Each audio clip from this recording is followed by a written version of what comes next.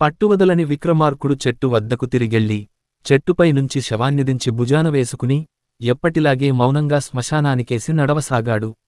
అప్పుడు శవంలోని బేతాళుడు, రాజా, విద్యాధికుదివైన నువ్వు వీతగోల్పే ఈ శ్మశానంలో నిశిరాత్రి వేళ ఇన్ని కష్టాలను సాహిస్తున్నావంటే నమ్మశక్యం కాకుండా ఉన్నది.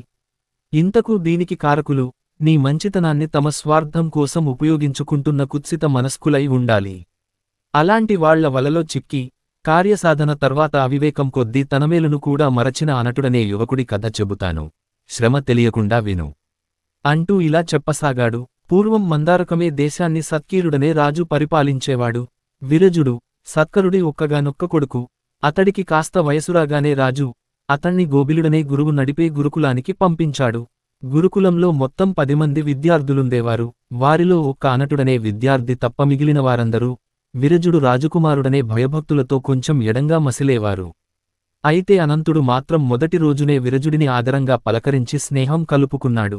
శాంతంగా ఆత్మీయంగా ప్రవర్తించే అనంతుడు విరజుడికి కూడా నచ్చటంతో వారి స్నేహం దినదిన ప్రవర్ధమానం కాసాగింది. అయితే విరజుడిలో తను రాజకుమారుడనన్న అహంకారానికి మూర్ఖత్వం కూడా తోడు కావడంతో అనంతుడి మీద అప్పుడప్పుడు అధికారం చలాయించేవాడు. అయినప్పటికీ అనంతుడు కోపం తెచ్చుకోకుండా విరజుడి పట్ల మిత్రభావాన్ని ప్రదర్శించేవాడు. విరజుడికి గురువు చెప్పే పాఠాలు ఒకంతట తలకెక్కేవి కాదు. అయితే అతడు గురువు దగ్గర ఏమీ మాట్లాడక తీరిక సమయాలో అనంతుడిని వేధించేవాడు. అనంతుడు ఏమాత్రం విసుగు చెందకుండా పాఠ్యాంశం విరజుడికి గ్రాహ్మయ్యేలా 1కి 4 సార్లు బోధించేవాడు. ఈ విధంగా విరజుడు చదువులో కాస్త చురుకుతనం పుంజుకోగానే గురువు గోబిలుడు దాన్ని గమనించి అతడికి మరింత ప్రోత్సాహజనకంగా ఉండడం కోసం అడపాదడపా ప్రశ్నించటం ప్రారంభించాడు. మొట్టమొదటిసారి గురువు ప్రశ్నించగానే విరజుడు అనంతుడితో, అనంత, ఈ రోజు గురువుగారు నన్ను ప్రశ్నించారంటే ఆ ఘనత అంతా నీదే. నీ మేలు ఎన్నటికీ మర్చిపోను. నేను రాజునవగానే నిన్ను నా ప్రధానమంత్రిని చేసుకుంటాను అన్నాడు. విరజుడి మాటకు అనంతుడు చాలా సంతోషించాడు. గోబిలుడు కూడా ఆ సంగతి విని చాలా ఆనందించి విరజుడిని మరింతగా మెచ్చుకుంటూ, నాయనా, మనిషిని పశుత్వం నుంచి వేరుచేసే ఉత్తమ గుణాల్లో కృతజ్ఞత ఒకటి. నువ్వు అనంతుడి పట్ల చాలా ఉదాత్తంగా ప్రవర్తించావు. ఈ రోజు నువ్వు చేసిన వాగ్దానాన్ని కలలో కూడా విస్మరించకుండా నిలబెట్టుకో అని హితవు పలికాడు. విరజుడు అలాగేనన్నట్టు తలాడించాడు. అయితే ఆ తర్వాత జరిగింది మాత్రం వేరు. అతడు క్రమేపీ చదువులో కొంత రాణిస్తూ నానాటికి అహంకారం పెంచుకుని అనంతుడిని నిర్లక్ష్యం చేయడం ప్రారంభించాడు. అలా కొంతకాలం గడిచి ఇద్దరి విద్యాభ్యాసం ముగింపుకు వచ్చేనాటికి విరజుడు తన వాగ్దానాన్ని పూర్తిగా మరిచినట్లు అందరికీ తెలిసిపోయింది. అనంతుడు గురుకులంలో తన విద్యాభ్యాసం ముగియగానే గురువు గోబిలుడితో, స్వామి, నాకింకా విద్యా తృష్ణ తీరలేదు. తమరు అనుమతిస్తే ఆరావళి పర్వత పాదాల వడ్డన ఉన్న కృష్ణచంద్రులవారి గురుకులంలో కొన్నేళ్లు విద్యాభ్యాసం చెయ్యాలని ఉంది. ఆ తర్వాత అవసరమనిపిస్తే విరజుడితో అతడు నాకు చేసిన వాగ్దానం గురించి మాట్లాడతాను అన్నాడు. గోబిలుడు అనంతుడు కోరిన దానికి సంతోషంగా, ఆ మహనీయుడి దగ్గర శిష్యరికం చేసే పరిపూర్ణమైన అర్హత నీకుంది. వెళ్ళిరా నాయనా, శుభస్య శీఘ్రం అంటూ ఆశీర్వదించి పంపించాడు. ఆ తర్వాత విరజుడు కూడా గురు దక్షిణ చెల్లించి రాజధానికి తిరిగి వెళ్లాడు. నెమ్మదిగా 6 సంవత్సరాలు గడిచాయి. విరజుడికి పట్టాభిషేకం జరిగింది. అతడు రాజవుతూనే తనకు పూర్తి అనుకూలంగా ప్రవర్తించే సుప్రతీకుదనేవాడిని తన ప్రధాన సలహాదారుడిగా నియమించుకున్నాడు. పాలనా వ్యవహారాల్లో ఈ ప్రధాన సలహాదారు మాట వేదవాక్యంగా చెల్లడం ప్రారంభించింది. సుప్రతీకుడు, రాజూ కలిసి వినూత్న పరిపాలన పేరిట పరిపాలనలో అనేక మార్పులు, సంస్కరణలు ప్రవేశపెట్టారు. ఇందువల్ల ప్రజలు లేనిపోని అయోమయావస్థలో పడి తమకు అటువంటి దురవస్థ కలిగించిన రాజు పట్ల తీవ్రమైన అయిష్టత కనబరచసాగారు. ఇదే ఊతంగా చేసుకుని పొరుగురాజు విరజుడి రాజ్యంపై దండెత్తాలనుకుంటున్నాడని గూఢచారుల వల్ల విరజుడికి తెలిసింది. విరజుడు కాస్త కొంగారుపడి సుప్రతీకుడిని సంప్రదించాడు. సుప్రతీకుడు తేలిగ్గా, భయం ఎందుకు ప్రభూ, మనం హేచ్చువేతనం మీద మరింత మందిని సైన్యంలో చేర్చుకుని మనమే ముందుగా పొరుగురాజు మీద దండెత్తుదాం. ఆ రాజ్యం కూడా మనవసమైతే తమరి కీర్తి ప్రతిష్టలు నలుదిశలా మరింత ఇనుమడిస్తాయి అన్నాడు. నువ్వు చెప్పేదీడి చిటికలో ముగిసే పనికాదు. మన ఖజానాలో అంతగా నిల్వదబ్బు లేదని నీకు తెలియనిదా అన్నాడు. దానికి సుప్రతీకుడు నవ్వి, మన ఖజానా నింపేందుకు ఒక తిరుగులేని ఉపాయం ఆలోచించాను. యక్షిణి శైలం గురించి మీకు తెలుసుగదా అన్నాడు. విరజుడికి యక్షిణి శైలం గురించి తెలుసు. మందార దేశానికి ఉత్తరపు తెల్లగా ఉన్న పెద్ద పర్వతాన్ని యక్షిణి శైలంగా వర్ణించి చెబుతారు. ఆ పర్వతం మీద ఉన్న ప్రాచీన శివాలయం ముఖమండపం దగ్గర దేవనాగారలిపిలో ఉన్న ఒక శిలా శాసనం ఉంది.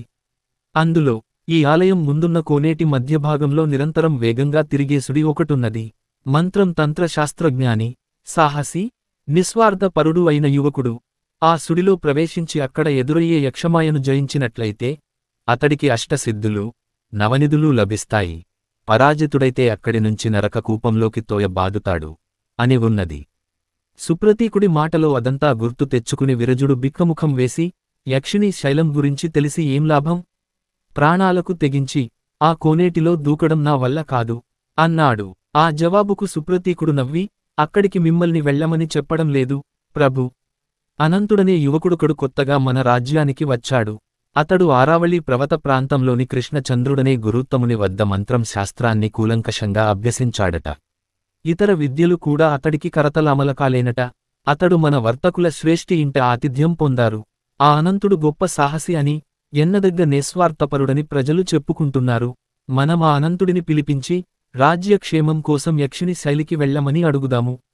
నిధులతో తిరిగి వస్తే అతడి ఎట్టు బంగారాన్ని బహుమానంగా ఇస్తామని చెబుదాం.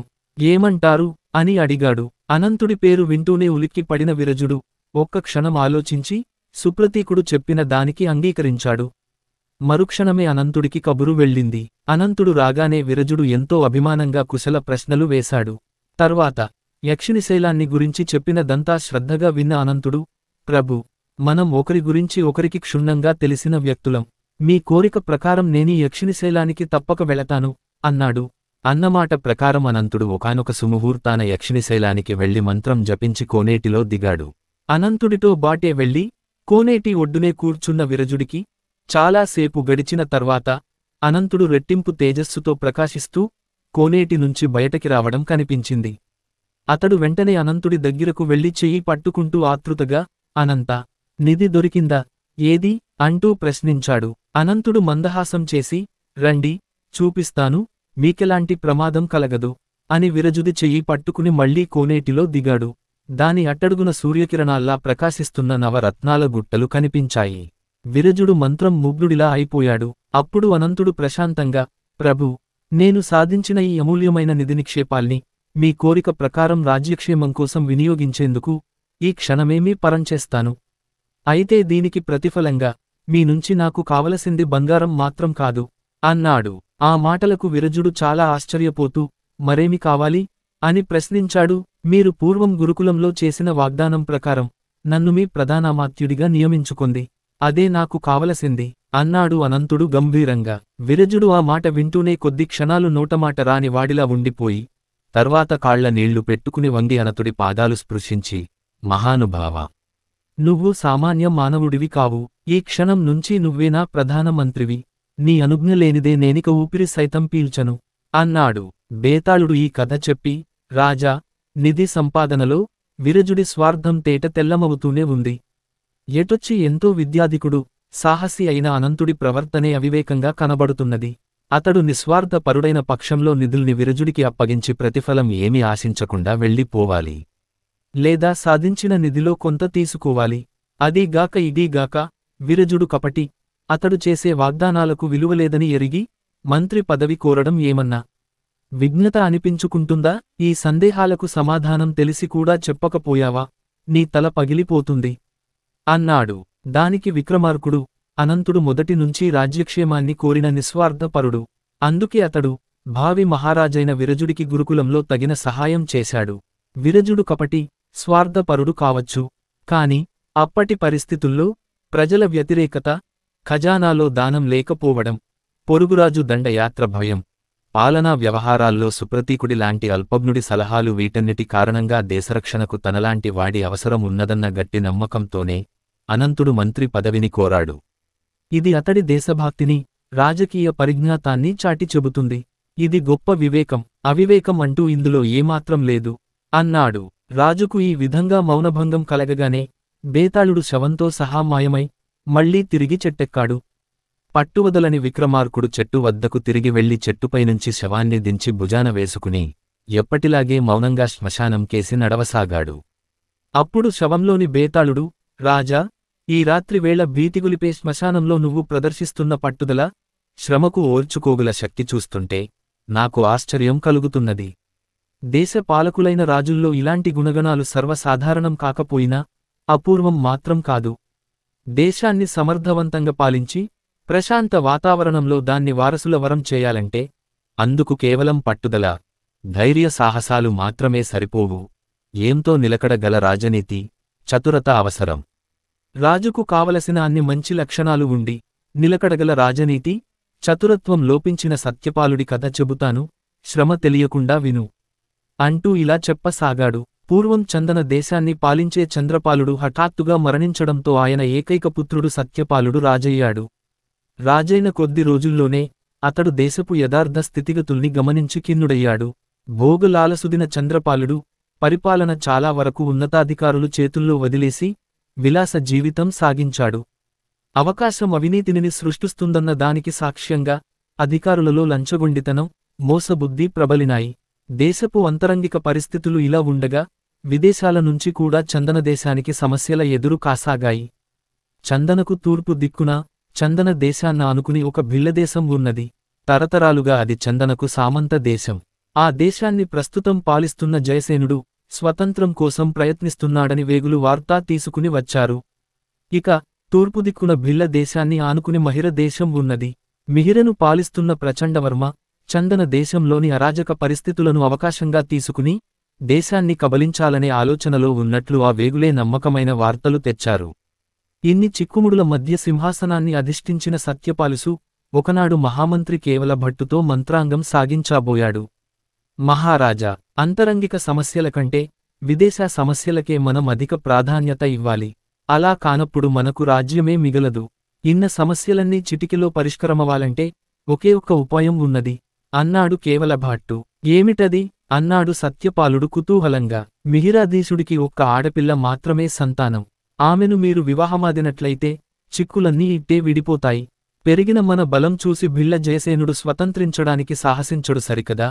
అవసరం అనుకుంటే మనమే అతన్ని మట్టుబెట్టి ఆ దేశాన్ని కూడా మన రాజ్యంలో కలుపుకోగలం అన్నాడు కేవలభట్టు. సత్యపాలుడు ఆశ్చర్యంగా, అదెలా సాధ్యం మహామాత్య?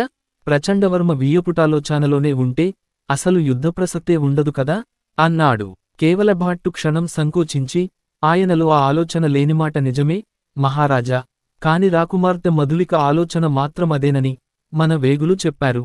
మనకు కూడా అదే ఆలోచన విన్నట్టు అదే వేగులు ద్వారా ఆమెకు తెలియజేస్తే చాలు, అటునుంచి ఆమె నరుక్కొస్తుంది అన్నాడు. సత్యపాలుడు ఒక్క క్షణం మౌనం వహించి చిరునవ్వుతో, మధులిక ఆలోచనల గురించి మీకు చెప్పిన వేగులు ఆమె అహంకారం గురించి చెప్పలేదా అని ప్రశ్నించాడు. ఆ ప్రశ్నకు మంత్రి కేవలభట్టు తడబడి, ఆ మాట నిజమే మహారాజా, కాని ఆమె ఇంకా చిన్నపిల్లెగాడా అన్నాడు. ఆ జవాబుకు సత్యపాలుడు చిరునవ్వు నవ్వి అంతటితో మంత్రాంగం ముగించాడు. తనకు చుట్టుముట్టుతున్న సమస్యలకు పరిష్కార మార్గం ఏమిటి అని ఆలోచిస్తూ వికలమైన మనస్సుతో ఒకనాడు సత్యపాలుడు కాంచానగిరి పాడంవడ్డ ఆశ్రమవాసం చేస్తున్న తన గురువును కలుసుకునేందుకు ఒంటరిగా గుర్రం మీద బయలుదేరాడు.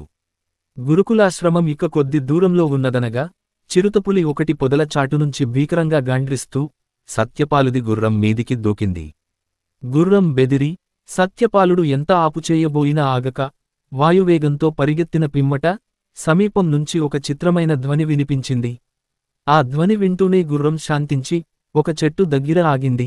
సత్యపాలుడు ఆ ధ్వనిని గుర్తుపట్టాడు. రెచ్చిపోయిన గుర్రాలను అదుపు చెయ్యడం కోసం నేర్వరులైన భిల్లులు నోటితో చేసే విచిత్ర ధ్వని అది. ఆ సంగతి గ్రహించగానే తను భిల్లరాజ్యపు పోలిమేరాలలో ప్రవేశించానని గ్రహించిన సత్యపాలుడు పరిసరాలను గమనిస్తూ నెమ్మదిగా గుర్రం దిగాడు. ఇంతలో చెట్ల చాటునుంచి భుజాన విల్లు, బాణాలు ధరించిన నూనూగు మీసాల భిల్ల యువకుడొకడు చిరునవ్వుతో సత్యపాలుడిని సమీపించాడు. సత్యపాలుడు అతన్ని పరిశీలనగా చూస్తూ, నోటితో ధ్వని చేసి గుర్రాన్ని అదుపు చేసింది నువ్వేనా అని ప్రశ్నించాడు. ఆ యువకుడు అవునన్నట్టు తలవూపి బొంగురు గొంతుతో, మీరీ చాలా అలిసిపోయి ఉంటారు. కొద్దిసేపు అలా విశ్రమించండి, ఇప్పుడే వస్తాను అంటూ వెనుదిరిగి చెట్లు మధ్యకు వెళ్లాడు. ఆ యువకుడి విలక్షణమైన స్వరూపానికి, బొంగురుగా ధ్వనిస్తున్న అతడి కంఠస్వరానికి ఆశ్చర్యపోయిన సత్యపాలుడు ఏదో అనుమానం కలగగా చిరునవ్వు నవ్వుకుంటూ ఒక చెట్టు కింద కూర్చున్నాడు. కొద్దిసేపటికి ఆ యువకుడు ఒక చేతిలో కొన్ని మధుర ఫలాలు, మరొక చేతిలో ఒక తాబెత్తికాయలో నీళ్లు తీసుకువచ్చి సత్యపాలుడికి అందించాడు. సత్యపాలుడు అవి అందుకుంటూ, నన్ను గుర్తుపట్టి నువ్వు చేస్తున్న ఈ పనులకు సంతోషం. నాతోబాటు వచ్చేవంటే నా ఆస్థానంలో మంచి పదవి ఇచ్చి రుణం తీర్చుకుంటాను అన్నాడు.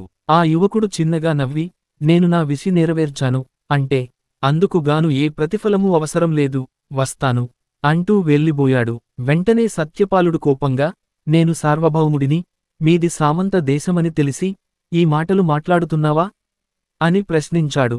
యువకుడు ఆగి, నన్ను జయసేనుడి కుమార్తె కీర్తిసేనగా గుర్తుపట్టారని నాకు తెలుసు.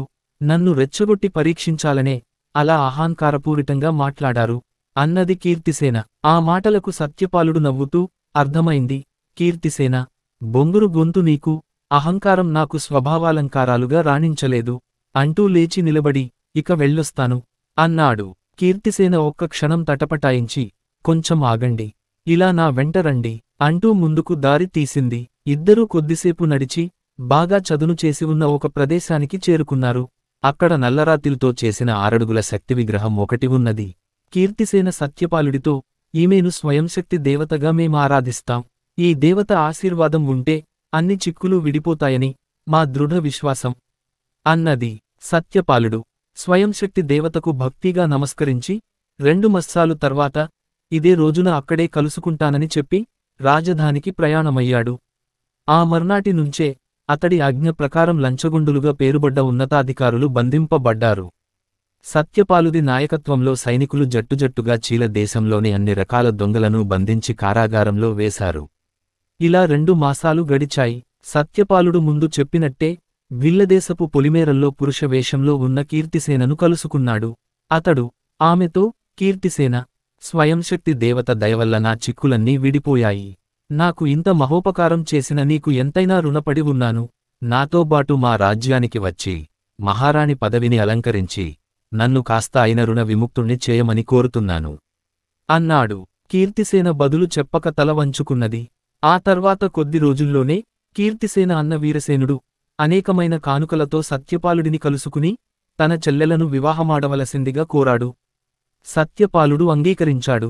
మరికొద్ది రోజుల్లోనే కీర్తిసేన, సత్యపాలుల వివాహం జరిగింది. వివాహ సంరంభం ముగియడంతోనే మామగారి సైన్యాన్ని కూడా వెంటబెట్టుకుని మహిరదేశం మీద దండెత్తాడు సత్యపాలుడు. యుద్ధంలో ప్రచండవర్మ చెట్టుగా ఓడిపోయి సత్యపాలుడిని కలుసుకుని, నాయనా సత్యపాల, పోయిన రాజ్యం మీద నాకు ఆశలేదు. కాని నాకున్న ఒక్కగానొక్క కుమార్తె మధులిక నీ మీద అభిమానం పెంచుకుంది. ఆమెను రాణిగా స్వీకరించమని వేడుకుంటున్నాను అంటూ దీనంగా కోరాడు. ఇందుకు సత్యపాలుడు అంగీకరించి మధులికను వివాహం చేసుకున్నాడు. తర్వాత ప్రచండవర్మను తనకు సామంత రాజుగా నియమించి కీర్తిసేన మధులికలతో చందన దేశానికి తిరిగి వెళ్లాడు. భేతాళుడు ఈ కథ చెప్పి, రాజా, తండ్రి భోగులాలసత కారణంగా ఆ రాజిక పరిస్థితిలో ఉన్న దేశాన్ని చిన్నాభిన్నం కాకుండా సత్యపాలుడు కాపాడిన మాట నిజం. ఇందుకు రాజనీతి, చతురత అవసరం లేదు. పట్టుదల, కార్యదీక్ష ఉంటే చాలు. పరరాజుల పట్ల ప్రవర్తించే తీరులోనే ఒక నిలకడగాల రాజనీతి చతురత అవసరమవుతుంది. అలాంటిది సత్యపాలుడిలో ఉన్నట్టు లేదు. చంద్రపాలుడు గడ్డు సమస్యలు కల్పించినట్టుగానే సత్యపాలుడు రాజనీతి లోపం అతడి వారసుడికి ప్రమాద కారణం కావచ్చు. అతడి నిలకడలేని స్వభావానికి ఉదాహరణ మధులిక విషయంలో అతడు ప్రవర్తించిన తీరు. తనకు తానై మధులికను పెళ్లి చేసుకుంటానని చెప్పడానికి నిరాకరించినవాడు కీర్తిసేన విషయంలో మరొక విషంగా ప్రవర్తించాడు. పోనీ మధులిక అహంకారి అని తిరస్కరించాదంటే ఆమెను చేపట్టాడు. ఇదంతా చూస్తుంటే తండ్రి ఒక కారణంగా రాజ్యపాలనకు అనర్హుడైతే సత్యపాలుడు మరొక కారణంగా అనర్హుడుగా కనిపించడం లేదా? ఈ సందేహాలకు సమాధానం తెలిసికూడా చెప్పకపోయావో నీ తల పగిలిపోతుంది అన్నాడు. దానికి విక్రమార్కుడు, సత్యపాలుడు అన్ని విధాలా రాజ్యపాలనకు అర్హుదన్న సంగతి అతడు అధికారానికి వచ్చినప్పటినుంచి ప్రవర్తించిన తీరును బట్టి మనం నిర్ణయించవచ్చు. అంతరంగిక సమస్యలు కంటే పొరుగు రాజులు సృష్టించే సమస్యలకే అధిక ప్రాముఖ్యత ఇవ్వాలన్న మంత్రి కేవల భట్ట సలహాలు తోసిపుచ్చాడంలోనే అతడి రాజనీతి, చతురత వెల్లడవుతున్నది. ప్రజాభిమానం రాజుకు లక్షల సైన్యం పెట్టు. అది రాజుకు స్థానబలాన్ని, అంగాబలాన్ని సంపాదించి పెడుతుంది. అది ఎరిగినవాడు గనకే సత్యపాలుడు ముందుగా ప్రభుత్వోద్యోగుల్లోని అవినీతిని, ఆ కారణంగా దేశంలో ప్రబలిన అరాచకాన్ని అంచివేశాడు. భిల్లరాజు జయసేనుడు తన దేశానికి స్వాతంత్ర్యం కోరుకున్నాడు తప్పితే రాజు ప్రచందవర్మల అదను చూసి చందన దేశాన్ని కబలించాలనే ఆలోచన చేయలేదు. కీర్తిసేన తను సత్యపాలుది పట్ల మనసున్న దానినని పరోక్షంగా తెలియపరిచెందుకే అతణ్ణి తన దేవి దగ్గరకు తీసుకు వెళ్ళింది. అందువల్లనే మధూలికను తానై కోరి వివాహమాడడానికి నిరాకరించినవాడు ఆమెను తానై మహారాణివి కమ్మని కోరాడు. అధముల్ని అడిగి అవుననిపించుకోవడమంటే ఉత్తముల్ని అడిగి లేదనిపించుకోవడం మేలన్న సూక్తి అందరెరిగినదే. అహంకారి అయిన మధూలిక తనకు సత్యపాలుది మీద అభిమానం ఉన్నా తండ్రి యుద్ధ ప్రయత్నాలను వారించలేదు. అంటే తండ్రి యుద్ధంలో సత్యపాలుడిని గెలిచి తనకు బహుమతిగా సమర్పిస్తాడన్న ఆలోచన ఆమెలో ఉంటుంది. కాని పరిస్థితుడు మరొకలా పరిణమించడంతో తండ్రి ప్రార్థనాపూర్వకంగా సత్యపాలుడిని కోరడం ద్వారా అతణ్ణి వివాహమాడవలసి వచ్చింది. సత్యపాలుడు రాజ్యాధికారానికి వచ్చిన నాటినుంచి జరిగిందంతా పరిశీలించినప్పుడు అతడు గొప్ప రాజనీతిజ్ఞుడే కాక పరిస్థితుల ప్రభావం వల్ల తారుమారయ్యే మానవ సంబంధాలను క్షుణ్ణంగా అర్థం చేసుకుని అందుకు అనుగుణంగా ప్రవర్తించాగల వివేకి కూడా అని తెలుస్తున్నది అన్నాడు. రాజుకు ఈ విధంగా మౌనభంగం కలగగానే బేతాళుడు శవంతో సహా మాయమై మళ్లీ చెట్టెక్కాడు. పట్టువదలని విక్రమార్కుడు చెట్టు వద్దకు తిరిగి వెళ్ళి చెట్టుపైనుంచి శవాన్ని దించి భుజాన వేసుకుని ఎప్పటిలాగే మౌనంగా శ్మశానం కేసి నడవసాగాడు. అప్పుడు శవంలోని బేతాళుడు, రాజా, చేపట్టిన కార్యం సాధించి తీరాలన్న పట్టుదలతో అర్ధరాత్రి వేళ ఈ శ్మశానంలో నువ్వు పడుతున్న శ్రమ చూస్తుంటే నాకు నిన్ను గురించి ఒక శంక కలుగుతున్నది. అదేమంటే అసలు నువ్వు సాధించదలచిన కార్యం ఏమిటి? అది నీ శక్తి సామర్థ్యాలకు, ప్రతిభకు, కీర్తి ప్రతిష్టలు తెచ్చేదా? లేక నలుగురిలో నిన్ను అవమానము, అపహాస్యాల పాలు చేసేదా? ఎందుకంటే ఎవరూ తమ స్థాయికి మించిన పనులకు పూసుకోరాదని అనుభవజ్ఞులు చెబుతుంటారు. వారి మాటల్లోని వాస్తవాన్ని నిరూపించేందుకు ఉదాహరణగా వీణాధరి అనే ఒక యువతి కథ చెబుతాను. శ్రమ తెలియకుండా విను అంటూ ఇలా చెప్పసాగాడు. చంద్రశిల రాజ్యలో రాజయ్య అనే పేదరైతు ఉండేవాడు. అతడి భార్య కామాక్షి. వాళ్లకు చాలా కాలం గడిచేక ఒక ఆడపిల్ల పుట్టింది. ఆ శిశువును చూసి అందరూ అద్భుతం చెందారు. ఆ శిశువు కనుముక్కు తీరుతోపాటు శరీరం మేలిని బంగారంతో తులతూగేలా ఉంది. అటువంటి అందాలరాశి తన కుమార్తె అయినందుకు రాజయ్య సంతోషించి ఆమెకు వీణాధరి అని పేరు పెట్టుకున్నాడు. అలా నెలలు, సంవత్సరాలు గడిచిపోతూ వీణాధరి పెరిగి పెద్దదవుతున్న కొద్దీ ఆమె సౌందర్యం మరింత వికసించసాగింది. అమ్మలక్కలు ఆమెతో, నీ అద్భుత సౌందర్యం చూసి ఏ రాజకుమారుదో నిన్ను వివాహమాడుతాడు అని హాస్యమాడుతూ ఉండేవారు. ఈ విధంగా వీణాధరి మనస్సులో తన వంటి అందగత్తెకు సరిజోడు ఏ రాజకుమారుదో తప్ప సామాన్యుడు కాదనే అభిప్రాయం బలంగా ముద్రపడిపోయింది. రాజయ్య మిత్రుడు చంద్రయ్యకు శివుడనే కొడుకున్నాడు. వీణాధరి పుట్టినప్పటినుంచి చంద్రయ్య రాజయ్యతో, నీ కూతుర్ని నా కోడలుగా చేసుకుంటాను అంటూ ఉండేవాడు. వీణాధరి, శివుడు యుక్తివయస్కులయ్యారు. ఒకనాడు వీణాధరితో, వీణా, నా మనసులోని మాట చెబుతున్నాను. నువ్వంటే నాకు ప్రాణం. నువ్వు ఒప్పుకుంటే మన పల్లి జరిగేలా చేస్తాను అన్నాడు.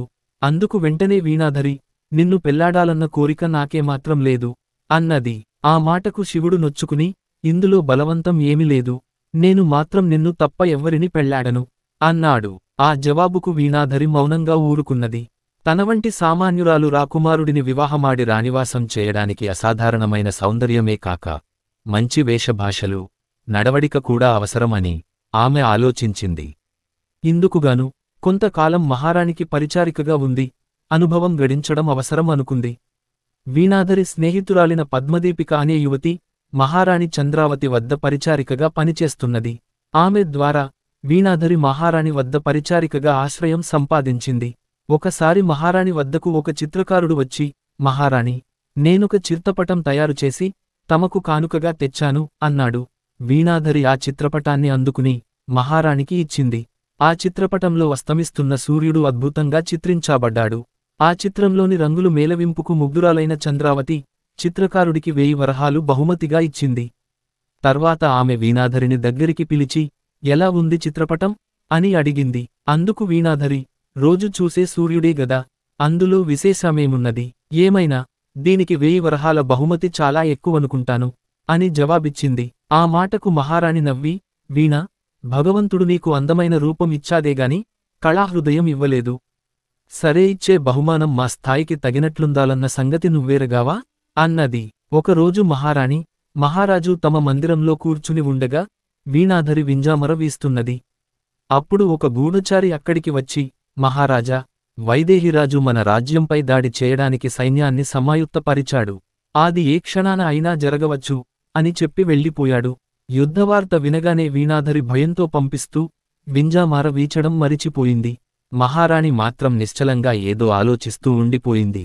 మహారాజు ఆమెతో శక్తిసింహుడు దాడి చేయవచ్చుగాని అది అకస్మాత్తుగా మాత్రం కాదు.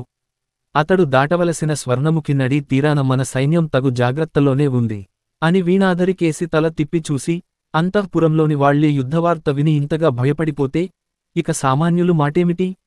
ధైర్యంగా ఉండడం నేర్చుకో అన్నాడు. ఒకనాడు రాణి చంద్రావతి వనవిహారానికి బయలుదేరింది.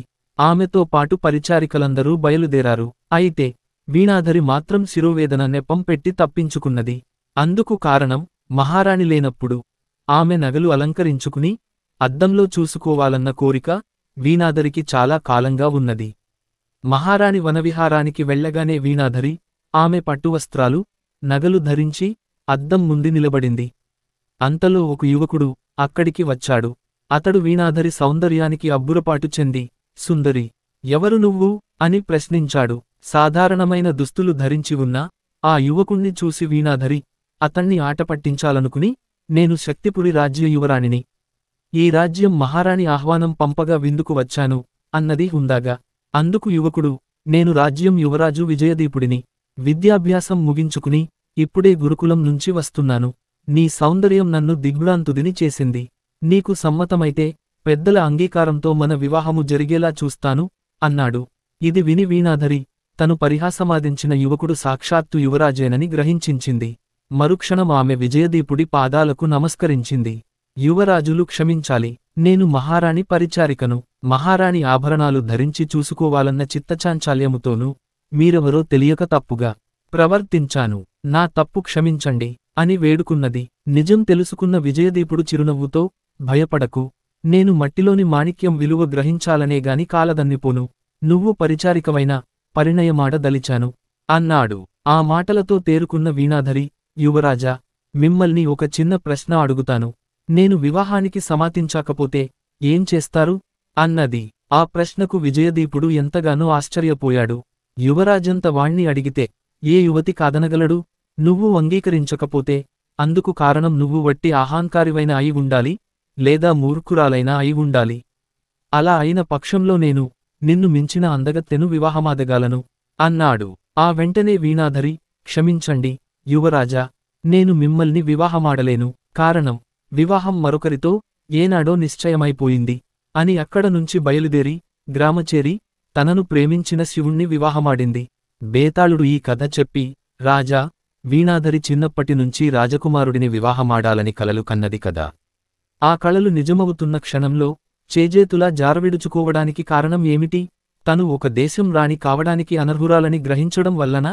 మహారాణి ఆమెలో కళాహృదయం లేదని చిన్నగా మందలించింది. మహారాజు ఆమెకు ధైర్యంగా ఉండడం నేర్చుకోవాలని గట్టిగానే చెప్పాడు. ఇది జరిగాక వీణాధరి తన స్థాయికి, శక్తి సామర్థ్యాలకు మించిన కార్యం సాధించావునానని గ్రహించి ఉంటుందా? ఈ సందేహాలకు సమాధానము తెలిసి కూడా చెప్పకపోయావో నీ తల పగిలిపోతుంది అన్నాడు. దానికి విక్రమార్కుడు, వీణాధరి యువరాజును తిరస్కరించడానికి అవేవీ కారణాలు కావు. ఆమె తను కన్నా కళలు వాస్తవం చేసుకున్నాక ఇక స్థాయి, శక్తి సామర్థ్యాలు ప్రసక్తే ఉండదు. ఆమె యువరాజును అడిగిన ప్రశ్నకు ఆటను ఇచ్చిన జవాబే ఆమె అతణ్ణి వివాహమాడ నిరాకరించడానికి ముఖ్య కారణం. వీణాధరి తనతో వివాహమంగీకరించాకపోతే ఆమెను మించిన మరొక అందగత్తెను వివాహమాదగాలనన్నాడు యువరాజు. దీని అర్థమేమిటంటే ఏదో ఒకనాడు వీణాధరిని మించిన సౌందర్యవతి కంటబడితే యువరాజు ఆమెను భార్యగా చేసుకోగలదు. అప్పుడు వీణాధరి పరిస్థితి హీనమైపోతుంది. ఇది ఆలోచించే ఆమె తన పగటికలలకు స్వప్తి చెప్పి తననెంతగానో ప్రేమిస్తున్న తండ్రి స్నేహితుడి కొడుకైన శివుణ్ణి వివాహమాడింది అన్నాడు. రాజుకు ఈ విధంగా మౌనభంగం కలగగానే బేతాళుడు శవంతో సహా మాయమై తిరిచెట్టెక్కాడు. పట్టువదలని విక్రమార్కుడు చెట్టు వద్దకు తిరిగి వెళ్ళి చెట్టుపైనుంచి శవాన్ని దించి భుజాన వేసుకుని ఎప్పటిలాగే మౌనంగా శ్మశానం కేసి నడవసాగాడు. అప్పుడు శవంలోని బేతాళుడు, రాజా, అర్ధరాత్రి వేళ బీతగులిపే ఈ శ్మశానంలో తల పెట్టిన కార్యం సాధించేందుకు దృఢ సంకల్పంతో నువ్వు చేస్తున్న ధైర్య సాహసాలు మెచ్చుదగినవే. అయితే వాటితో పాటు మనిషికి లోకజ్ఞత, సమయస్ఫూర్తి, లక్ష్యశుద్ధి ఎంతో అవసరం.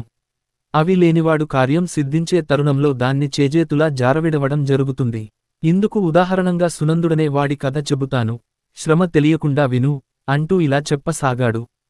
పూర్వం విరూపదేశానికి బృహస్పతి లాంటి బుద్ధిశాలి అయిన మంత్రి ఉండేవాడు. మహారాజు శూరసేనుడు ప్రతి విషయానికి మంత్రి మీదనే ఆధారపడేవాడు. ఆయన పాలనలో దేశం సుభిక్షంగా ఉంది. దురదృష్టవశాత్తు మహామంత్రి అకాల మరణానికి గురయ్యాడు. శూరసేనుడు కొత్త మంత్రిని ఎన్నుకుని ఆయన సలహాలతో రాజ్య పాలన చేయసాగాడు. కొత్త మంత్రికి రాజును మెప్పించడం బాగా తెలుసు కాని సలహాలివ్వడం బొత్తిగా చేత కాదు.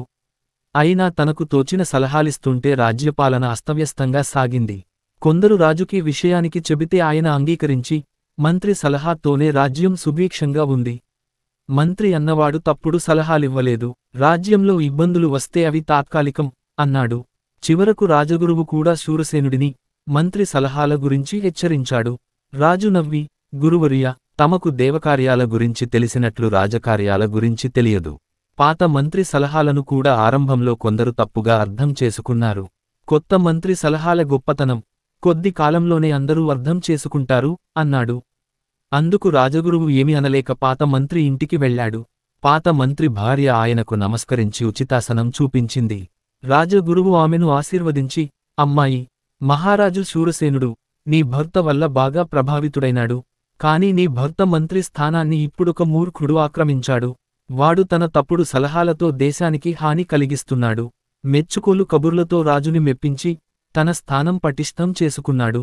కేవలం మంత్రి సలహాలపైనే ఆధారపడడం ఏ రాజుకు మంచిది కాదని శూరసేనుడు గ్రహించలేకపోతున్నాడు. ప్రస్తుతానికి మనం చేయగలిగిందేమీ లేదు. కాని నువ్వు దేశానికొక ఉపకారం చేయాలి. నీ కుమారుడు సునందుడికిప్పుడు 10 ఏళ్ల వయసు గదా. చండకారణ్యంలోని వితండుడి గురుకులాశ్రమానికి వాణ్ణి పంపు. వితండుడు నీ కుమారుడిని విచక్షణ జ్ఞానం గల మహామంత్రిగా తీర్చిదిద్దుతాడు. నీ కుమారుడు విద్య ముగించుకుని తిరిగి వచ్చేవరకు మన దేశానికి మోక్షం లేదు అన్నాడు. పాత మంత్రి భార్య అందుకు సరేనని అలాగే చేసింది. 10 ఏళ్ల వయసులో సునందుడు తల్లిని విడిచి చండకారణ్యం చేరుకున్నాడు. అక్కడ వితండుడు వాణ్ణి చూసి విషయమడిగి తెలుసుకుని గురుకులానికి జ్ఞాన సముపార్జన కోసం రావాలి. మంత్రి పదవిని ఆశించి రాకూడదు. అయినా నీకింకా పదవి గురించి ఆలోచించే వయసు రాలేదు అన్నాడు. నునందుడు వితండుడికి నమస్కరించి, గురువర్య, నా తండ్రి మంచి సలహాలతో మహారాజుకు సాయపడిన మాట నిజం. ఆ విధంగా దేశానికి ఉపకారం జరిగింది. కాని నా తండ్రి కారణంగా రాజుకు మంత్రి సలహాలన్నీ మంచి సలహాలేనన్న దురభిప్రాయం కలిగింది. అది తొలగించాల్సిన బాధ్యత నాది. సమర్థుడైన మంత్రి రాజులో విచక్షణా జ్ఞానాన్ని పెంచుతాడు తప్ప అన్నింటికీ తనపై ఆధారపడేలా చేయడు. నా తండ్రి చేసిన తప్పును సవరించడం కోసమే నేను తమ వద్దకు వచ్చాను అన్నాడు. వితండుడు సునందుని దీవించి, నీలో గొప్ప తెజస్సుంది. నీ మాటలు వయసుకు మించిన తెలివిని సూచిస్తున్నాయి. నిన్ను సకల శాస్త్ర పారంగాతుడిని చేసి నా తర్వాత ఈ గురుకులాన్ని నీకి అప్పగించాలనిపిస్తోంది. అయితే నీ అభిప్రాయం కూడా న్యాయమైనదే. కాని ఒక్క విషయానికి గుర్తుంచుకో, కేవలం ఉద్యోగం, పదవిని ఆశించి చదివేవాడు జీవితంలో ఎందుకూ కొరగాకుండా పోతాడు అన్నాడు. సునందుడు వినయంగా తలవంచి ఊరుకుని ఆ రోజే విద్యాభ్యాసం ప్రారంభించాడు. వితండుడు వాడికి అన్నీ నేర్పుతూనే రాజరికం, మత్రంగాల గురించి కూడా వివరిస్తుండేవాడు. ఆ విధంగా 3 సంవత్సరాలు గడిచేసరికి వాడు తనకంటే ముందు చేరిన వారిని కూడా అధిగమించి గురుకులంలో ప్రథముడుగా నిలిచాడు. ఒకరోజు వితండుడు శిష్యులు అందర్నీ సమావేశపరించి, మీలో రమాకాంతుడు ఎందుకూ కోరగానివాడని గుర్తించాను. ఇన్నేళ్ల నా శిక్షణ వాడి విషయంలో వృధా అయిందని నాకెంతో బాధగా ఉంది. మీలో ఎవరైనా వాడి బాధ్యతను స్వీకరించి వాడి మెదడులో రవ్వంత జ్ఞానాన్ని ప్రవేశించపెట్టినా నాకు సంతోషం. అలా చేసినవాడికి నా తదనంతరం గురుకులం అప్పజెబుతాను అన్నాడు. ఇది వింటూనే రమాకాంతుడు కోపంగా లేచి, నా సాటి వారిచేత పాఠాలు చెప్పించుకునేందుకు నేనిక్కడికి రాలేదు. నలుగురి ముందు నా గురువే నన్నిలా అవమానించాక నాకిక్కడ పనేముంది అని వెళ్ళిపోయాడు. అప్పుడు వితండుడు నిట్టూర్చి, రమాకాంతుడికి మంత్రి కావాలన్న కోరిక బలంగా ఉంది. అందువల్ల ఏ విద్య అబ్బలేదు అన్నాడు. మరొక 2 సంవత్సరాలకు సునందుడి విద్యాభ్యాసం పూర్తయింది. వాడు వితండుడిని గురుదక్షిణగా ఏమి కావాలని అడిగాడు. నువ్వు నా గురుకులాన్ని నడుపుతానంటే అదే నాకు గురుదక్షిణ అన్నాడు వితండుడు. గురువర్య, గురువు కంటే ప్రథమ స్థానం తల్లిదని సర్వశాస్త్రాలు ఘోషిస్తున్నాయి. మాతృదక్షిణను కాదని గురుదక్షిణ ఇమ్మని తమరాదేశిస్తే అలాగే చేస్తాను అన్నాడు సునందుడు. 15 ఏళ్ల వయసుకే ఇంతవాడివయ్యావు. నీ జ్ఞానం ఒక రాజభావనానికి, నీ తెలివి ఒక రాజుకు పరిమితం కావడం ఇష్టం లేక అలా అన్నాను నీ మనసుకు తోచిన పని ఏది చేస్తే అదే నా గురు దక్షిణ, వెళ్ళిరా నాయనా అన్నాడు. సునందుడు విరూపదేశారిగా వెళ్ళాడు. శూరసేనుడు ఇప్పుడు రాజ్యమేలడం లేదని, ఆయన అనారోగ్యంతో మంచం పట్టడం వల్ల 3 సంవత్సరాల నుంచి ఆయన కుమారుడు వీరసేనుడు రాజ్యమేలుతున్నాడని తెలుసుకున్నాడు. వీరసేనుడు గొప్ప అహంకారి, అన్నీ తనకే తెలుసనుకుంటాడు. తనకు సలహాలివ్వడానికి కాక, తను చెప్పింది అవుననడానికి మంత్రి కావాలి అతడికి. తన తండ్రి శూరసేనుడిని మెప్పించిన మంత్రి అనర్హుడని అంతా అనడం వల్ల కొత్త మంత్రి కోసం ప్రకటన చేశాడు. సునందుడు ఇల్లు చేరగానే తల్లి ఈ విషయాలన్నీ చెప్పి, నువ్వు సరైన సమయానికి వచ్చావు. రేపే వీరసేనుడు కొత్త మంత్రిని ఎన్నుకోబోతున్నాడు. నువ్వాయనకు మంత్రివై తండ్రిని మించిన తనయుడనిపించుకోవాలి అన్నది. దురదృష్టం కొద్దీ ఆ రాత్రే సునందుడికి ఒళ్ళు తెలియని జ్వరం వచ్చింది. అప్పుడు రాజగురువు వచ్చి వాణ్ణి కలుసుకుని, నాయనా, కొత్త మంత్రి ఎన్నిక అయిపోయింది. నీవు వచ్చినట్లు నాకు ఆలస్యంగా తెలిసింది. ఇప్పటికైనా సమయం మించిపోలేదు. నాతో వస్తే రాజుకు నిన్ను పరిచయం చేస్తాను. నేను చెబితే 2 మంత్రులను తీసుకునేందుకు రాజు వెనకాడడు. ప్రస్తుత పరిస్థితిలో దేశానికి నీ అవసరం ఎంతైనా ఉంది అన్నాడు. సునందుడు అందుకు అంగీకరించినా, ముందుగా కొత్త మంత్రిని కలుసుకుని మాట్లాడాలన్నాడు. రాజగురువు వాణ్ణి కొత్త మంత్రి వద్దకు తీసుకువెళ్లాడు. వితండుడు ఎందుకూ పనికి రానివాడని తీర్మానించిన రమాకాంతుడక్కడ వాడికి కొత్త మంత్రి వేషంలో దర్శనమిచ్చాడు. ఇద్దరూ పరస్పరం కుశల ప్రశ్నలు వేసుకున్నాక రాజగురువు రామాకాంతుడికి తన మనసులోని మాట చెప్పాడు. అందుకు రమాకాంతుడు ఎంతో సంతోషించి, మనమిద్దరం కలిసి మంత్రులుగా ఒకే రాజు వద్ద పనిచేయడం నా అదృష్టంగా భావిస్తాను అన్నాడు. సునందుడు మాత్రం రామాకాంతుడి భుజం తట్టి, నేను నిన్ను అభినందించాలని వచ్చాను. గురువుగారు గురుకులం బాధ్యత తీసుకుంటే అదే నా గురుదక్షిణ అన్నారు. ఆయన మాట కాదనలేను. నేనిప్పుడు చండకారణ్యానికి వెళుతున్నాను అని ఇంటికి పోయి తల్లిని వెంటబెట్టుకుని చండకారణ్యంలోని గురుకులానికి బయలుదేరాడు. భేతాళుడు ఈ కథ చెప్పి, రాజా, గురుదక్షిణ కంటే మాతృదక్షిణ ముఖ్యమని రాజ్యానికి తిరిగి వచ్చి మంత్రి కాదలచిన సునందుడు మనసెందుకు మార్చుకున్నాడు? వీరసేనుడు కొత్త మంత్రిని కాదలచిన సునందుడు మనసెందుకు మార్చుకున్నాడు? వీరసేనుడు కొత్త మంత్రిని ఎన్నుకునే రోజునే తనకు జ్వరం వచ్చి ఇల్లు కదలలేకపోవడం దైవ సంకల్పం అనుకున్నాడా? అలా కాక రామాకాంతుడి వంటి పనికిమాలిన వాడితో కలిసి పని చేయడం అవమానంగా భావించాడా? అన్నిటినీ మించి అలాంటి అసమర్థుడు మంత్రిగా ఉన్నప్పుడే రాజుకు తనబోటివాడి అవసరం అతిముఖ్యమని ఎందుకు గ్రహించలేకపోయాడు? వితండుడి వంటి ఉద్దండ పండితుడి వద్ద శిక్షణ పొందిన సునందుడిలో లోకజ్ఞానం, సమయస్ఫూర్తి, లక్ష్యశుద్ధి లోపించడానికి కారణం ఏమిటి? ఈ సందేహాలకు సమాధానం తెలిసికూడా చెప్పకపోయావో నీ తల పగిలిపోతుంది అన్నాడు. దానికి విక్రమార్కుడు, తన విద్య, తెలివితేటలు ఒక రాజుకు పరిమితం చేయకుండా ఎందరికో ఉపయోగపడేలా చేయమని గురువు చెప్పినా వినకుండా సునందుడు ఇంటికి తిరిగి వచ్చాడు. అందుకు కారణం వాడికి తల్లి, రాజగురువుల పట్ల గల భక్తి గౌరవాలు. అయితే కొత్త రాజు వీరసేనుడు మంత్రిని ఎన్నుకున్న తీరు వాడిని ఆశ్చర్యపరచాడమేగాక ఆలోచించేలా చేసింది. వీరసేనుడు అహంకారే కావచ్చు, కాని తెలివైనవాడు. ఆయన తెలివితక్కువ వాడైతే మంత్రి తెలివైనవాడైనా తెలివి వృధా. సునందుడు తెలివైనవాడు కాబట్టి తన సలహాలతో రాజుకు సాయపడగలడు. అయితే రాజు తన తెలివి అంటా వెచ్చించి రామాకాంతుడిని మంత్రిగా ఎన్నుకున్నాడు. ఒక తెలివైనవాడు రామాకాంతుడి లాంటి వాణ్ణి మంత్రిగా ఎన్నుకున్నాడంటే అర్థమేమిటి? ఆయన దృష్టిలో మంత్రి పదవికి ఏమాత్రమూ విలువ లేదన్నమాట. అది కేవలం అలంకారప్రాయం మాత్రమే. అలాంటి మంత్రి పదవి కోసం సునందుడు తన విద్యావిజ్ఞానాలను వృధా చేసుకుంటే అది మాతృదక్షిణ అనిపించుకోదు. అందుకే వాటిని గురుదక్షిణగా ఇచ్చి గురుకులాన్ని సమర్థవంతంగా నడిపి తన జీవితాన్ని సార్థకం చేసుకుందామని అనుకున్నాడు. అంతే తప్ప వాడిలో లోకజ్ఞత, సమయస్ఫూర్తి, లక్ష్యశుద్ధి లోపించడం వల్ల కాదు అన్నాడు. రాజుకు ఈ విధంగా మౌనభంగం కలగగానే భేతాళుడు శవంతో సహా మాయమై తిరిగి చెట్టెక్కాడు. పట్టువదలని విక్రమార్కుడు చెట్టు వద్దకు తిరిగి వెళ్ళి చెట్టుపైనుంచి శవాన్ని దించి భుజాన వేసుకుని ఎప్పటిలాగే మౌనంగా శ్మశానం కేసి నడవసాగాడు. అప్పుడు శవంలోని బేతాళుడు, రాజా, అర్ధరాత్రి సమయంలో నీ మందిరంలో పట్టుపాన్పుపై నిశ్చింతగా నిద్రపోవలసిన నువ్వు ఇంత భీతగోల్పే శ్మశానంలో నానా ఇక్కట్లకు లోనవుతుండడం చూస్తుంటే జాలి కలుగుతున్నది. ఎంతటి వివేకవంతులు! ఒక్కొక్కసారి తమ వ్యక్తిగతమైన అతి ముఖ్య విషయాల గురించి వివేకహీనుల్లా నిర్ణయాలు తీసుకోవడం చూస్తుంటాం. ఇలాంటి వాటికి కారణాలు వెదికిపెట్టడం సాధ్యపడే పని కాదనుకుంటాను.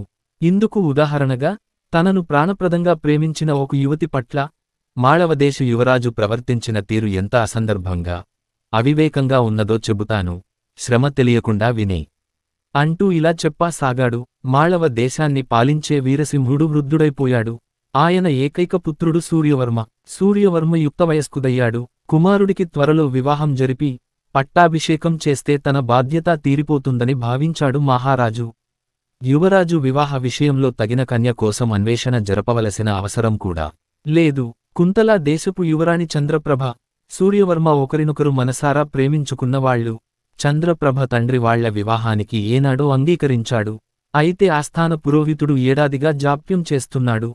ఇలా ఉండగా ఒకనాడు సూర్యవర్మ తన విదూషకుడిని వెంటపెట్టుకుని రథంలో విహారానికి బయలుదేరాడు. రథం ఒక అరణ్య మార్గాన ప్రయాణం చేస్తోంది. చుట్టూ రకరకాల వృక్షాలు, అడవి జంతువులు చేసే శబ్దాలు, పక్షుల కిలకిలా రావాలు సూర్యవర్మకు ఎంతో ఆహ్లాదం కలిగిస్తున్నది. మధ్య మధ్య విదూషకుడు తన చలోక్తులతో అతడిని నవ్విస్తున్నాడు. ఈ విధంగా సూర్యవర్మ సూర్యాస్తమయ వేళ వరకు అరణ్యంలో తిరిగి చీకటి పడుతుండగా సారథిని రథం వెనక్కి తిప్పి నగరానికి బయలుదేరమని ఆజ్ఞాపించాడు. సారాషి బాగా చీకటి పడక ముందరే నగరం చేరాలని అశ్వాలను గట్టిగా అదిలించాడు. అవి వాయువేగంతో ఎట్టు పల్లాలుగా ఉన్న అరణ్య మార్గాన పరిగెత్తసాగాయి. ఇంతలో హఠాత్తుగా మార్గానికి కొద్ది దూరం నుంచి ఏనుగుల గీంకారం వినిపించింది. అది వింటూనే రథాశ్వాలు రెండూ బెదిరిపోయి రథాన్ని మార్గం నుంచి పక్కకులాగి చెట్లు మధ్యగా తమకు ఇష్టమొచ్చినట్టు పరిగెట్టసాగాయి. సారథి వాటిని అదుపు చెయ్యలేకపోయాడు. సూర్యవర్మ, విదూషకుడు ఈ ఆకస్మిక పరిణామానికి నిశ్చేష్టులయ్యారు. వాళ్లు కొంతసేపటికి తేరుకుని రథం నుంచి కిందికి దూకడం క్షేమమా కాదా అని ఆలోచిస్తున్నంతలో రథచక్రం ఒకటి చేట్టుబోదెను దీకున్నది. దానితో రథం పక్కనున్న పల్లంలోకి ఓరిగింది. విదూషకుడు, సారథి దాపుల ఉన్న పొదల్లో పడ్డారు. సూర్యవర్మ పొడలనానుకుని ఉన్న ఒక సరస్సులో పడిపోయాడు. కొంతసేపటికి తడిసిన దుస్తులతో చలికి వణుకుతూ సూర్యవర్మ సరస్సు నుంచి లేచి వచ్చాడు. శరీరం మీద చిన్న చిన్న గాయాలతో చిరిగిన దుస్తులతో పొడలనుంచి లేచి బయటికి రాబోతున్న సారథి, విదూషకుడు సూర్యవర్మ కేసి చూస్తూ ఒక క్షణం నివ్వెరపోయారు. అది గమనించిన సూర్యవర్మ వాళ్లను ఏమిటలా నాకేసి వింతగా చూస్తూ స్థాణువులా నిలబడిపోయారు అని ప్రశ్నించాడు. అయితే వాళ్లు జవాబిచ్చే ముందే సూర్యవర్మ నిలువెల్లా కంపించిపోయాడు. అందుక్కారణం ఉరుములాంటి అతడి కంఠస్వరం కోమలంగా వీణ మీటినటుండడమే. అతడు తన శరీరాన్ని ఆపాదమస్తకం ఒకసారి పరీక్షగా చూసుకున్నాడు. చీర, రవిక, చేతులకు గాజులు, కాళ్లకు అందెలు చేసిన సాముగరిడీల వల్ల ఉక్కులా ఉండే అతడి శరీరం ఎంతో సుకుమారంగా మారిపోయింది. దానితో సూర్యవర్మకు సారథి, విదూషకుడు తనకేసి అంత ఆశ్చర్యంగా ఎందుకు చూస్తున్నారో అర్థమయ్యింది. ఆ సరస్సులో ఏదో మహత్యం ఉన్నదని, ఆ కారణంగానే తనకు స్త్రీ రూపం వచ్చిందని అతడు గ్రహించాడు. తర్వాత ముగ్గురూ మౌనంగా పల్లంలో ఒరిగివున్న రథాన్ని పైకిలాగి ఆ రాత్రి తొలిజాము గడిచే సమయానికి నగరం చేరారు. తమ కుమారుడు ఆడపిల్లగా మారిపోయాడని తెలుసుకుని రాజదంపతులు ఎంతగానో విచారించారు. తెల్లవారేసరికి ఈ వార్తా దావానలంలో మాళవరాజ్యమంతటా పాకిపోయింది.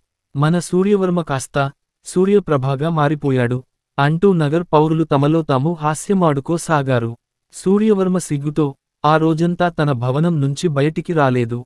శరీరం స్త్రీత్వం సంతరించుకున్న సూర్యవర్మ మనస్సు మాత్రం అందుకు అనుగుణంగా మారలేదు. మనసేమో పూర్వపు సూర్యవర్మలా ఆలోచించేది. ఆకారం స్త్రీది, ఆలోచనాధోరణి పురుషుడిది. ఇలాంటి సంఘర్షణతో సతమతమైసాగాడు సూర్యవర్మ. ఒకనాడు రాజు వీరవర్మ ఆస్థాన దైవజ్ఞుడిని తన కుమారుడి విషమ సమస్యకు పరిష్కార మార్గం ఏదైనా ఆలోచించావలసిందిగా కోరాడు. అందుకు దైవజ్ఞుడు, మహారాజా, మన రాజధానికి ఈశాన్య దిశలో గల మహారణ్యంలో ఒక మాయసరస్సున్నది. దాని ఉనికి బహుకోద్ది మందికి మాత్రమే తెలుసు. ఒకానొక యక్షుడి శాప కారణంగా అందులో అడుగుపెట్టిన పురుషుడు స్త్రీగానూ నత్రీ పురుషుడుగానూ మారిపోతారు. యువరాజు ప్రమాదవశాన అందులో పాడడం జరిగింది. అది విధి దుష్కృతం అని సరిపెట్టుకోవాల్సిందే తప్ప చేయగలిగిందేమీ లేదు అన్నాడు. రాజు వీరవర్మ దైవజ్ఞుడు చెప్పింది విని ఎంతగానో కృంగిపోయాడు. ఆయన ఈ పరిస్థితుల్లో చేయవలసిందేమిటో బాగా ఆలోచించి ఒక వర్తాహారుడి ద్వారా కుంతలరాజుకు, మహారాజా, నా కుమారుడు సూర్యవర్మ ఎంతటి విధి వైపర్యానికి లోను కావలసి వచ్చిందో వినే ఉంటారు. ఆ కారణంగా యువరాజు చంద్రప్రభను వివాహమాడడానికి యోగ్యుడు కాదు అని తెలియపరిచాడు. అందుకు ప్రత్యర్థంగా యువరాణి చంద్రప్రభ సూర్యవర్మకు ఒక లేఖ రాసి వార్తాహరుడి ద్వారా పంపింది. అందులో ఆమె, యువరాజా, తమకు ఆమోదయోగ్యమైతే ఆ మాయా సరస్సులో దిగి నేను పురుషుడుగా మారతాను. అప్పుడు మనిద్దరం భార్యాభర్తలు కావడానికి ఎలాంటి ఆటంకము ఉండదు అని రాసింది. ఆ లేఖను సూర్యవర్మ చదివి తల్లిదండ్రులకు ఇచ్చాడు. వాళ్ళు యువరాణి చంద్రప్రభ అభిప్రాయం తెలుసుకుని సూర్యవర్మతో, నాయనా ఒకటి ఈ లేఖ ద్వారా చంద్రప్రభ నిన్నెంత గాఢంగా ప్రేమించిందో అర్థమవుతోంది. ఆమె చెప్పింది నీకు అంగీకారమే కదా అని అడిగారు. అందుకు స్త్రీ రూపంలో ఉన్న సూర్యవర్మ కొంతసేపు ఆలోచించి, చంద్రప్రభ అభిప్రాయం నాకు అంగీకారం కాదు. నేనదుకు అంగీకరించడమంటే మరిన్ని జాతిల సమస్యల వలయంలో చిక్కుకుపోవడం అవుతుంది. తనకు యోగ్యుడుగా తోచిన రాకుమారుడిని వివాహమాడి సుఖపాడమని చంద్రప్రభకు ఈ రోజే లేఖ రాసి పపుతాను అన్నాడు.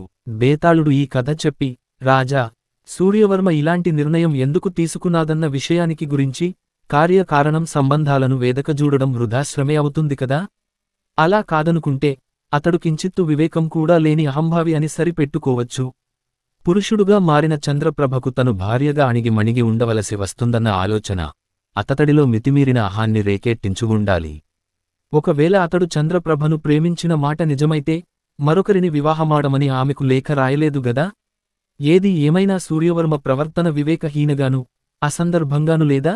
ఈ సదేహాలకు సమాధానం తెలిసి కూడా చెప్పకపోయావో నీ తల పగిలిపోతుంది అన్నాడు.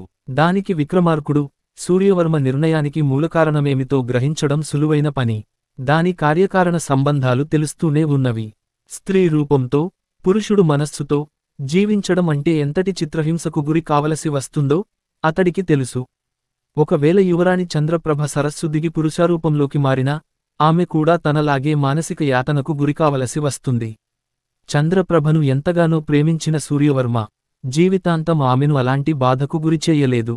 ఆ కారణంగానే అతడు ఆమె సలహాను తోసిపుచ్చాడు. అంతే తప్ప ఆ నిర్ణయంలో అవివేకంగాని అసందర్భంగాని పురుషాహంకారంగాని ఏమీలేదు అన్నాడు. రాజుకు ఈ విధంగా మౌనభంగం కలగగానే బేతాళుడు శవంతో సహా మాయమై తిరిగి చెట్టెక్కాడు. ఉజ్జయిని మహారాజు విక్రమార్కుడు తెలివైన వాడని, అనుభవజ్ఞుడని, అసమాన విజ్ఞాన విచక్షణ గల వాడని పేరు చెందాడు. ఆయన రాజనీతి, యుక్తి, సమస్యస్ఫూర్తి మూలంగా ఆ యుగంలో బాగా ప్రఖ్యాతి చెందేరు. విక్రమార్కుడికి రోజూ ఒక యాచకుడు ఒక పండు పంపించేవాడట. ఆ పండుకొస్తే అందులో రోజూ ఒక మణి ఉండేది. ఈ విషయానికి ఆశ్చర్యజనకంగా అనిపించి రాజుగారు ఆ యాచకుడిని కలవాలనుకున్నారు. యాచకుడు నెలలో 14వ రోజున అర్ధరాత్రి ఒక శ్మశానంలో ఒంటరిగా వస్తే కలుస్తానని కబురు పంపించాడు. ఈ వింత ఏంటో తనే తెలుసుకోవాలని విక్రమార్కుడు యాచకుడిని కలిశాడు. ఆ యాచకుడు ఒక చెట్టుమీద వేళ్లాడుతున్న ఒక శవాన్ని తీసుకుని రమ్మని, ఇలా చేస్తే యాచకుడికి అపారమైన క్షుద్రశక్తి వస్తుందని యాచించాడు. వెతికి తీసుకుని వస్తానని మాట ఇచ్చాడు విక్రమార్కుడు. అలా చెట్టుమీంచి దింపిన శవంలో బేతాళుడు ఉన్నాడు. బేతాళుడు విక్రమార్కుడితో ప్రయాణం చేయడానికి ఒప్పుకుంటాడు కాని ఒక్క నిబంధన పెడతాడు. దారిలో విక్రమార్కుడు మాట్లాడకూడదు. దీనికి విక్రమార్కుడు ఒప్పుకుంటాడు. ఇలా తీసుకుని వెళ్తుంటే బేతాళుడు చిన్న కథ చెప్పి అందులో ఒక క్లిష్టమైన ప్రశ్న అడుగుతాడు. దానికి జవాబు తెలిసినా నోరు మెదలకపోతే విక్రమార్కుడి తల బద్దలైపోతుందని హెచ్చరిస్తాడు. విక్రమార్కుడు జవాబు చెప్తే బేతాళుడు మౌనభంగం కలిగినందుకు శిక్షగా మళ్లీ తన చెట్టు మీదకి ఎగిరి వెళ్ళిపోతాడు. అలాగని చెప్పకపోతే తల నరికేస్తాడు. ఇలాంటి పరిస్థితిలో ప్రతిసారి విక్రమార్కుడు జవాబు చెప్తాడు. బేతాళుడు శవంతో పాటు ఎగిరిపోతాడు. మహాకవి సోమదేవ్ భట్ట రాసిన బేతాళ పచ్చీసి లో చివరికి 25వ కథ అంతంలో విక్రమార్కుడు జవాబు చెప్పకుండా ప్రయాణం పూర్తి చేసి ఆ యాచకుడి దగ్గరికి బేతాళ్ని చేర్చుతాడు.